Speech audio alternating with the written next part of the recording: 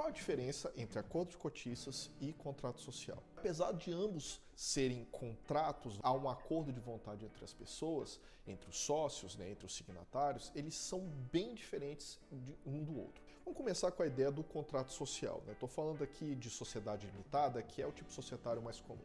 O nosso Código Civil acabou por adotar a teoria contratualista para definição das sociedades, ou seja, para o Código Civil, que sociedade é um contrato em que os sócios combinam entre si, acordam entre si uma colaboração de recursos e esforços mútuos para um fim comum. Então, a rigor, o contrato social seria nada mais, nada menos que um tipo de contrato.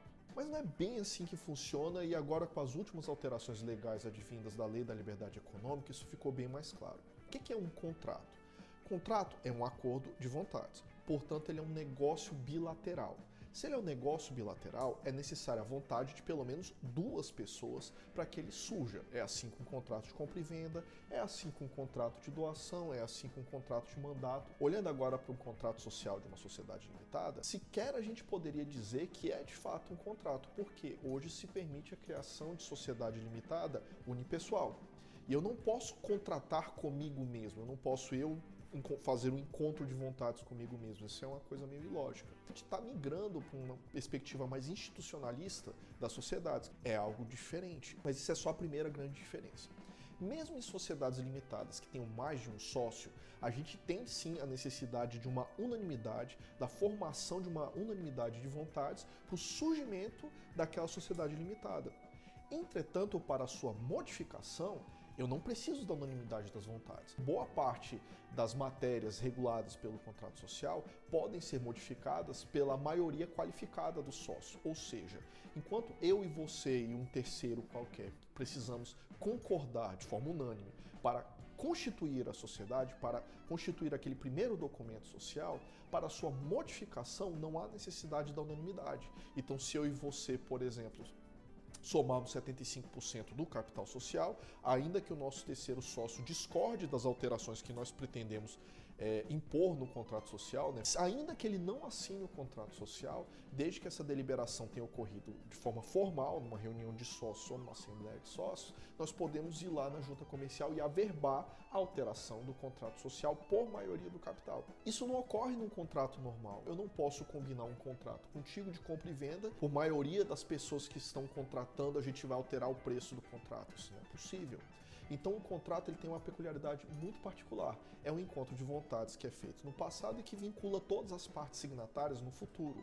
Isso deixa claro que o contrato social de uma sociedade limitada não é bem um contrato, no sentido clássico da palavra, não é apenas um acordo de vontades. Na verdade, sequer precisa ter vontades no plural, dado que eu posso ter uma sociedade unipessoal hoje em dia. E o que é um acordo de cotistas? É, sim, um contrato, um negócio jurídico bilateral ou multilateral, celebrado entre aqueles sócios que concordaram e celebraram aquele pacto parasocial, onde lá eles vão combinar uma série de questões. Mais comumente, o que está previsto nesse tipo de acordo são as regras de como aqueles sócios signatários votarão em bloco numa assembleia de sócios. Uma vez definido entre eles, por maioria ou qualquer critério que eles colocarem lá, como eles vão votar, a apresentação do voto em Assembleia Geral, em reunião de sócios, é feita de forma em bloco. E ainda que tenha um sócio que tenha sido vencido naquela deliberação, ele vai ter que votar de acordo com o que os demais signatários do acordo de cotistas combinou. Outra cláusula que pode conter nesse acordo de cotistas é o chamado acordo de preferência.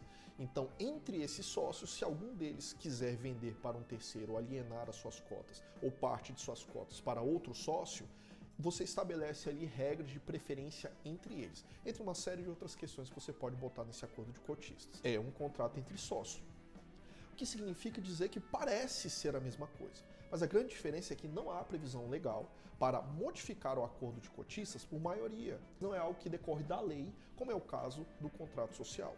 O contrato social ele pode ser modificado por maioria da vontade dos sócios, mas o acordo de cotistas ele é um contrato normal.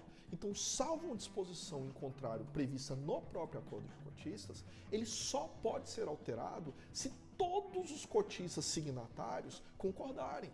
Caso contrário, você não pode alterar aquele acordo de cotistas, você não pode sequer rescindi-lo. Ou ele é alterado por unanimidade, ou as condições originárias dele vão permanecer enquanto aquele acordo estiver vigente. Então a grande diferença entre um acordo de cotistas e o contrato social é que o contrato social e as suas disposições podem ser alterados por maioria de votos. O acordo de cotista, em regra, não. Então espero que isso tenha sido útil para vocês. Se vocês gostaram, por favor, compartilhem com seus colegas. Um abraço. Tchau, tchau.